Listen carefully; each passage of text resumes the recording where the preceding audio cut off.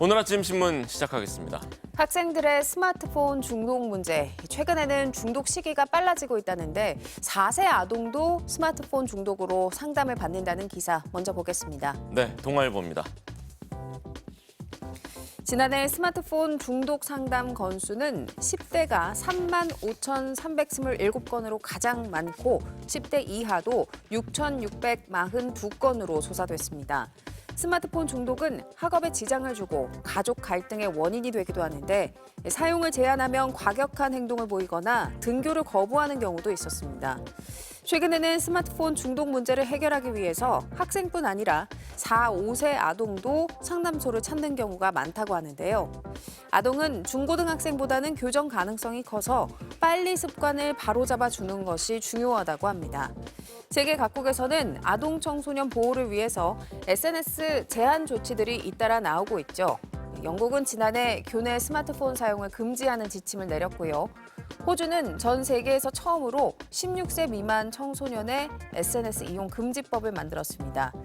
우리나라는 초중고등학생의 교내 스마트폰 사용을 금지하는 법안 등이 국회에서 논의를 시작하는 단계입니다.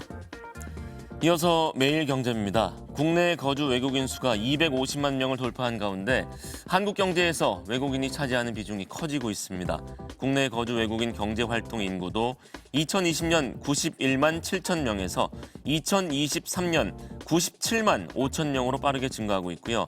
이들의 고용률은 2023년 기준 64.5, 내국인의 62.6%보다 높게 나타났습니다. 이에 따라 외국인들의 소득은 물론 씀씀이도 커지는 추세인데요. 신한카드 자료에 따르면 외국인의 1인당 연간 카드 이용액은 2019년 391만 원에서 2023년 515만 원으로 늘었습니다. 다만 소득의 23%를 고국으로 송금하는 등 해외로 빠져나가는 금액이 상당해서 국내 소비 촉진과 세수 증대를 위한 정책이 필요하다는 지적입니다. 이어서 서울경제입니다. 코코아값 폭등과 고환율로 인해서 롯데 웰푸드가 또다시 제품 가격을 오는 17일부터 올리기로 결정했습니다. 국민 과자 중 하나인 빼빼로는 1,800원에서 2,000원으로, 가나 마일드 초콜릿은 2,800원에서 3,400원으로 가격이 올랐습니다.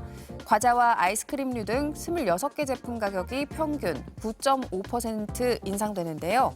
이번 인상폭은 3개월 전에 비해서 더욱 가팔라졌습니다.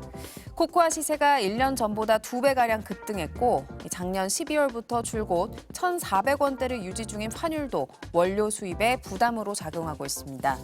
일각에서는 정치적 혼란으로 정부의 물가 통제 기능이 약해진 것 아니냐는 해석도 나온다고 신문은 전했습니다. 다음은 세계일보 볼까요? 사상 처음 현직 대통령 구속 기소로 조기 대선 가능성이 커지면서 대통령실 세종 완전 이전 목소리가 나오고 있습니다. 대통령 집무실 위치는 현재 용산 집무실과 기존 청와대로의 복귀, 제3의 위치가 거론됐는데요. 논란이 있는 용산 집무실 존속은 어렵다는 의견이 나오고 청와대는 개방으로 경호 문제 지적이 있지만 리모델링해서 써야 한다는 현실론도 있습니다. 야권 일부에선 제3의 위치, 세종이 언급되고 있는데요. 세종엔 이미 대통령 제2집무실과 국회 세종의사당이 건립 중이고요. 이 부지를 활용해서 대통령 제2집무실을 1집무실로 확장하면 국가균형발전 명분도 챙길 수 있다는 주장도 커지고 있습니다. 끝으로 지역신문 기사 보겠습니다. 재민일보인데요. 제주도가 올해를 자전거 타기 좋은 제주 만들기 원년으로 삼고 본격적으로 나선다는 소식입니다. 2028년까지 17개 노선 33.5km의 자전거 도로가 병행 구축될 수 있도록 자전거 인프라를 확충할 계획이고요. 자전거 전용 도로 확충과 사람 중심 도로 조성 사업 등에 73억 원의 예산이 우선 투입됩니다. 자전거 이용 활성화를 위한 공직자 출퇴근 시범 사업도 시작되고요. 도민 200명에게 1인당 최대 50만 원을 지원하는 전기자전거 구입 보조 사업도 추진합니다. 지금까지 오늘 아침 신문이었습니다.